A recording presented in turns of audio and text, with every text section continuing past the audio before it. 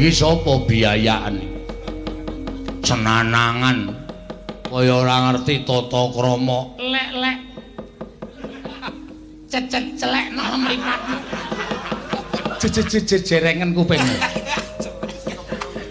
Iki kadang nata. Kadang nata negara Ngastina, cecelekno mripatmu dereng kupingmu. Raden Citraksi. Oh, iki to sing jeneng Raden Citraksi. Dasar kamu. Dasar kepara nyata. Dasar kepala nyata. Arep ngopo mrene? Nglabrak kowe.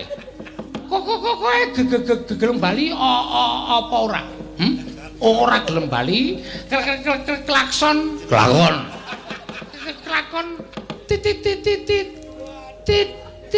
duit. Waduh, lah omongan ruwong megap-megap ngene iki malah ngampet dhewe aku. Tinjo ngakirat nyawamu. Kowe pilih Bali apa tak syuting?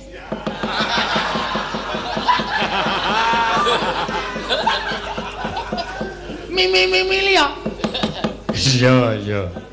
Iya. Aku ora gelem bali. Wah, lah nek ngono pancen berguguk nguthuk waton. Bondan tanpa ratu. Ngewel kowe. Ngeyel kowe. Apa kelakon aku nang bakal ngundurke kowe? Lho nek iso. Gigi persneleng. Padake kendaraan wae. Kon gigi persneleng mundur. Mau mundur ora? Ora mundur kelakon tinjo ngakhirat nyawamu. Ayo, jalan. Wah, klak. Alon-alon. Rasa kesusu meng arep sumbare kok megap-megap. Aku ora bakal mundur. Wah, kelakon. Mati dening aku. Kowe mati dening aku. Ayo cobanen. Iki merganing patimu. Yo, kaya ngopo?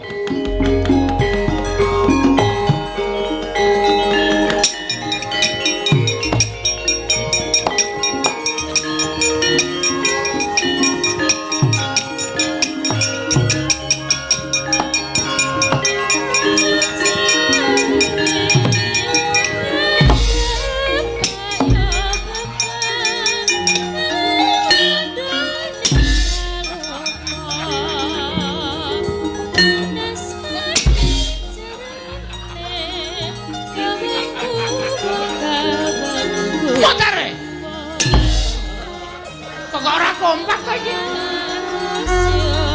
Motare.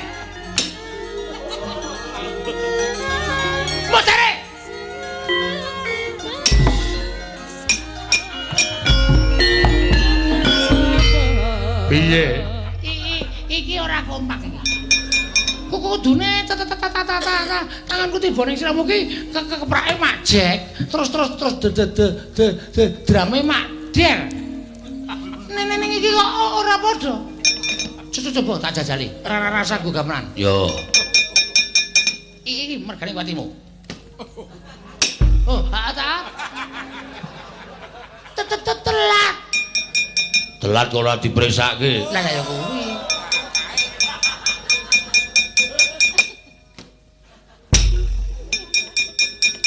Iki ketoke dalange wis kesel iki.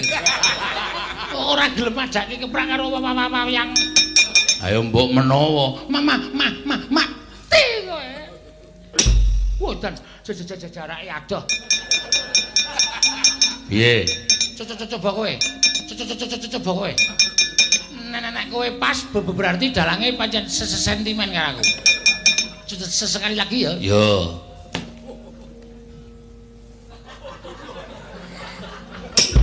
Saya suwe. Dan saya suwe. Kok ora gatot? Coba aku. Jajal kowe. Yo, lamit.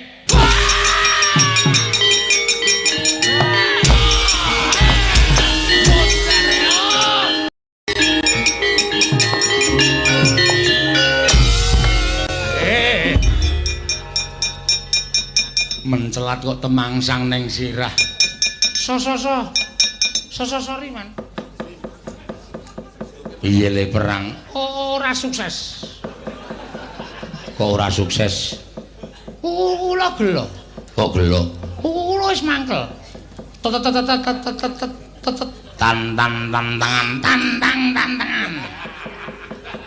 Karo Nogosari.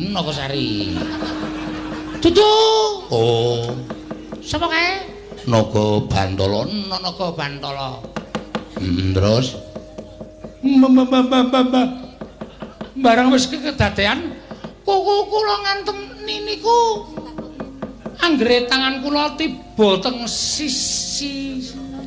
sirahe naga Bantala niku kudune keprake mak jek.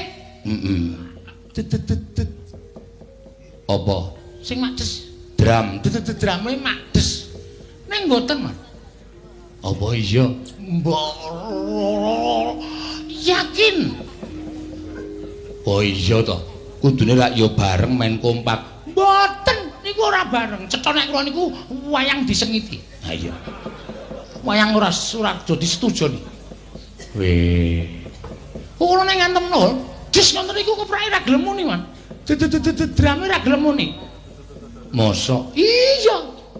Coba ra percaya, Man? Ya. Niki mengke tangan kula tiba teng sirah sampean, niku lejoe lagi macet des ngoten. Apa iya? Damange kok. Coba nggih. Ya. Ngeten iki mau jarake suwe banget, Man. Agine bareng. Wah, nah wis. Ora sesuai karo napa sing kula karepke.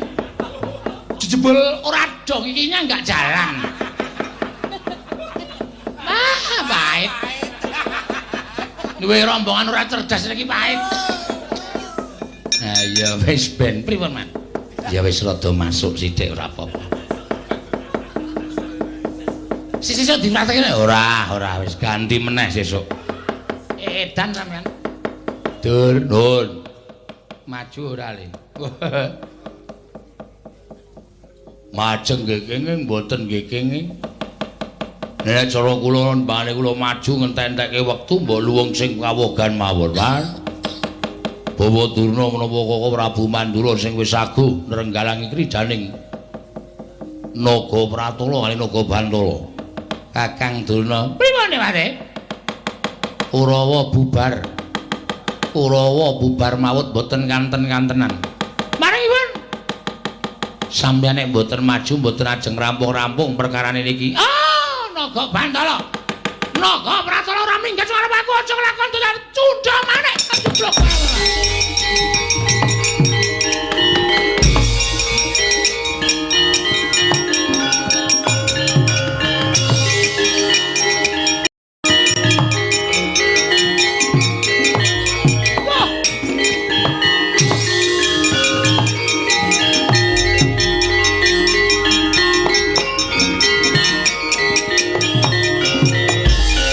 Pandhita kang kirana wangsit pindha kumbang ngajaping tawang susu angin ngendi nggone Lho iki sapa iki? Wong wilahing takon karo aku Pandhita Bantarangin Begawan Guntur Geni. Wah, Begawan Guntur Geni. Iya, dasar kepara nyata. Kowe pendhita, aku pendhita. Apan pancen tak sengaja aku ingkang mrepeki karo kowe Begawan Durna. Merga ora wangun ing atase sampean kuwi Brahmana, pendhita resi. Lah kok isih nyangking pusaka, tegese durung bisa nyingkirake marang mubal babaling kanepsot. Sira durung bisa meper marang mubal babaling nepsu kamanungsan, mongko ing ngaran resi kuwi tembunge resik. Pendhita kuwi kepena barang sing nyata. Elinga lamun watak Brahmana kuwi tanduk aris ulat manis ing cipta demen tetulung adoh penggawe cidra. Ngalah tanang gunggung diri, gawe senenging liyan kuwi peranganing wataking Brahmana. Nanging kowe ora iso sabar. Kowe ora iso gawe senenging liyan. malah semune nggunggung marang kanepsonmu dhewe. Kowe arep mateni karo naga Bantala lan naga Pratala sarana nggunakake senjata cundha manik. Tegese kowe pendhita ingkang ora ngerti marang wewaler ingkang wis dingendikake dening para Jawata. Ngrumangsana yen to cundha manik kuwi dudu darbekmu Begawan Durna, kuwi dudu nggonamu. Nanging kuwi kagunaning Bathari Wilutama. Bathari Wilutama kuwi sapa? Kuwi garwamu. Nanging kowe ora tau campur karo garwamu merga nalika semana nggonmu campur ya mung sak pejagong sepisanan nalika Bathari Wilutama entuk sating dewa wujud jaran. Merga nggone laku bedang karo Begawan Resi Wrahaspati ya Jawata pukulun Wrahaspati. Yen to kowe nggunakake pusaka cundha manik mbok nggo sak nggon-nggon kuwi bakal aber pusakamu. Kowe ora kelingan yen to cundha manik kuwi pusaka kadewatan. Ditamakke marang wong ya kudu ingkang sak bobot, sak traju karo kekuwataning cundha manik. Aja nggo mateni naga Bantala lan naga Pratala. Kae bayi wingi sore, kae bocah wingi sore. Yen arep namake cundha manik dudu menyang sapa-sapa nanging menyang Begawan Guntur Geni. Pusakamu isa tumama ning awaking Begawan Guntur Geni, aku suwita karo kowe selawase urip kowe tak anggep guru ingkang banget wajib tak tulat, ingkang banget wajib tak aosi lan tak sembah-sembah Begawan Durna. Wah, sangat.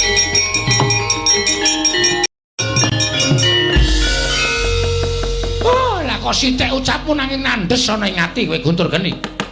Manungsmaning jajalanan sekertane bawana iblis. Menungsa ora tatanan kowe. Pendhita nanging seneng ngelah-elahke karo pendhita liya. Monggo ning pendhita siji-sijine kuwi kudu rukun, kudu manunggal. Sing marai ora rukun pendhita saka Ngastina. Ing mestine kowe kudu bisa nyandhet peperangan iki, yen lumrah peperangan iki mbok dadekake sarana bedamen. Tegese rembugan ingkang apik-apik lan ingkang becik-becik. Ora sak penakmu dhewe kaya ngono. Lah kok malah dadi kowe ngumbar marang kasudiran kowe ngetekake cundha manik arep mbok nggo mateni naga Bantala lan naga Pratala. Ora usah dadak kowe rumangsa ndak kilani dadamu. Ayo ndi cundha manik tak tadane dadaning Guntur Geni mati dening aku bareng.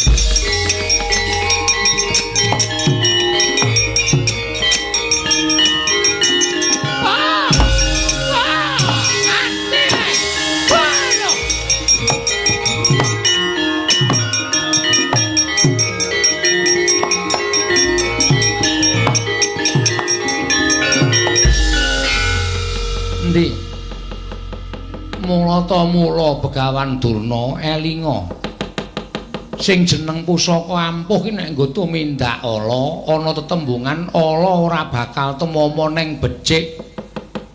Aku ora ndiniat apa-apa tumrap negara Ngastina mung kepengin ngelingake marang Prabu Duryudana. Lah kok dadi dianggep luput. Malah tumuli kowe ngamuk punggung Sultantaha Nirbaya Nirwikara. Argahe pepantine anakku loro naga Bantala lan naga Pratala. Saiki percaya apa ora? Ampuh kaya ngapa pusaka nek ora diparingi kekuatan karo sing gawe jagat. Pusaka kuwi ya mung wujud pusaka lumrah, ora duwe kekuatan apa-apa kaya cundha manik. Ingkang tok pundi-pundi mbok aosi, mbok deng-deng ibarate kaya kendhang. Nanging bareng mbok gunakake tumindak sing ora prayoga, endi apa iso gawe babak kulitku? Lah ngati-ati lho Kakang. Iki pendhita tuwane kok sajak ya ampuh ora jamak-jamak. Ampun kuwatir, ampun kuwatir. Aku sing duwe pusaka pirang-pirang. Aku sing duwe daya kemandan pirang-pirang. Begawan Guntur Geni. Nadyan kemandenan pusakamu mbok tamakke lawan aku ora bakal bisa kelakon tumama ning awakku. Saiki ngene, aku rumangsa isin. Rumangsa isin piye? Dene aku wis namake pusaka, teko kowe ora mbales kalawan aku. Aku ora duwe niat bales. Aku mbok tamani pusaka kuwi pitung aku ming werna loro. Werna loro piye? Nek aku mati tegese patiku wis kinudrat dening panguwasaning Gusti. Ning nek aku isih urip ora kok perkara aku ampuh, ning merga uripku isih diparingi umur dawa karo sing gawe jagat. Pitung aku ming werna loro ngono. Ning kowe kudu males karo aku. Aku ora arep males. Aku meksa karo kowe. Kowe kudu males karo Bengawan Durna. Gane aku wis nibani pusaka karo kowe. Kowe kudu nibani apa marang aku supaya kabeh mau adil, supaya kabeh mau satraju. Ngono to karepmu ya. Aku ora bakal nibani pusaka. Nanging batangan cangkrimanku sing tak asta kuwi apa? Iki apa arane? Arane asta cempala. Asta kuwi apa? Asta kuwi tangan, jempala driji. Tibane nendi? Sakarepmu ngono nibake. Nyo tampan ana. Waya!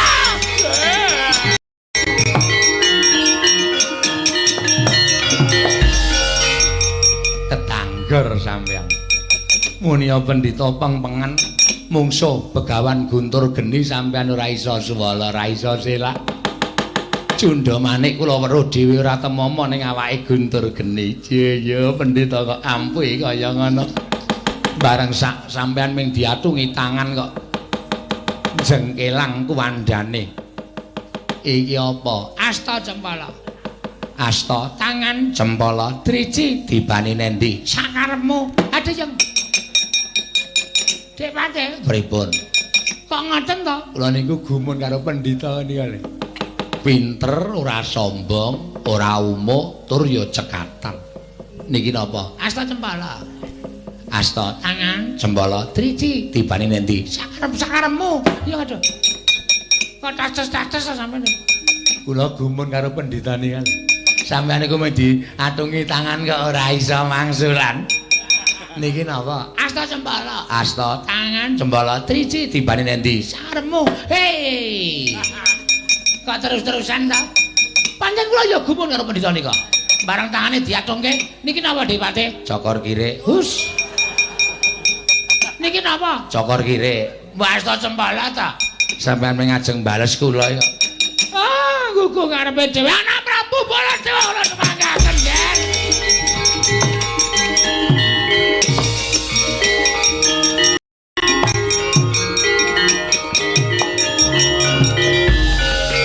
Maning jajalan ajukertaning bawana iblis anak.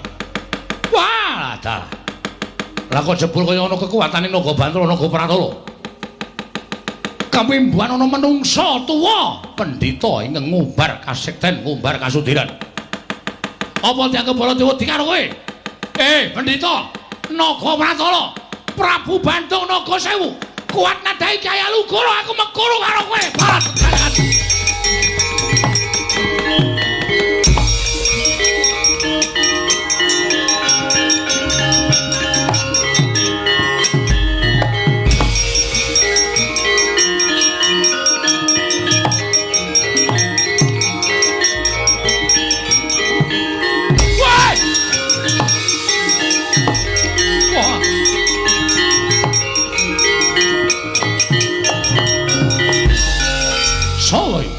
Wong gagah pideksa anjlok nganti kaya lindhu gawe kaget.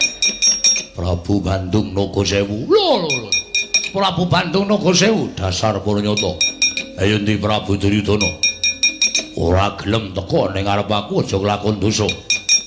Aku ingkang bakal ngadili marang Nalindra Ngastina. Wah. Keparat. Kemewat kaya regem jimat kaya wani dalam siabang. Ing atase diapure ming kaya kowe kok arep ngukum negara Ngastina. Ayo, patenana Baladewa, kukupen negara Ngastina. Wah, ayo. Wah, dalah. Wah, mati dereng ora takon tinjungan. Ayo.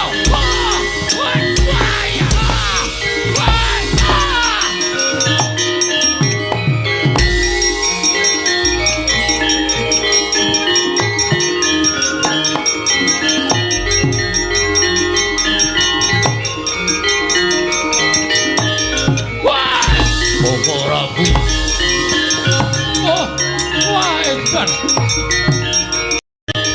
Wah, Bapak Prabu. Wah, edan.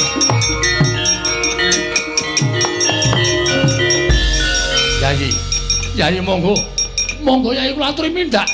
Kula aturi kesah ing negari Ngastina. Kula aturi masrahaken Praja Ngastina dhateng Prabu Bandung Naga Sewu. Nyatanipun dedayanipun liwat ukur. Kula kemawon kalah kaliyan Prabu Nabantung Nagasewu. Oh Prabu. Kula menika Nalindra. Kula menika pengayomanipun para kawula. Menawi ngantos kula kesah saking negari Ngastina. Kaya ngapa wong sing nyacat karo Duryudana? Kaya ngapa ucaping wong ora seneng karo Duryudana?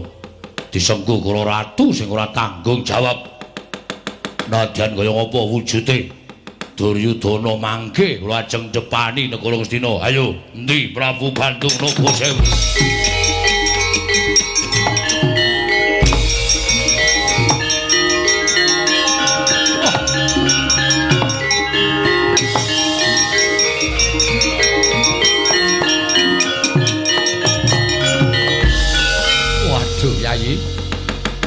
Panjenengan boten ngemuti dhateng lamaning kenging ngaman dening Raka Mandura. Kula kemawon kalah kaliyan Prabu Bandung Nagasewu. Menapa malih jeneng andika Yai Prabu Duryudana ingkang slaminipun gesang boten nate adu atosing balung mleting kulit. Yai sampun kantos menawi panjenengan kapikut dening Prabu Bandung Nagasewu. Kula ingkang badhe nyuwun sujata pitulung dhateng kadang-kadang kula para Pandhawa Yai.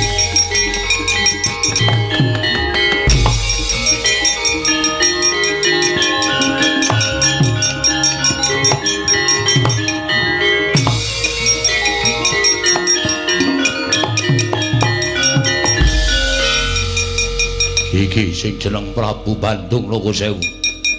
Ora ana liya ya aku nata Prabu Bandung Nagasewu. Kowe ingkang bakal ngukup negara Ngastina. Mung merga saka pokalmu ingkang duweni watak angkara budi candala. Ingkang wis wegah napa warah nampik pitutur becik. Petunganku yen to ratu Ngastina sak kurawane sirna margolayu. Jagat iki bakal tentrem. Jagat iki ora ana wong kang duwe watak cecengilan. Wong kang duwe watak angkara kemewat tujamu.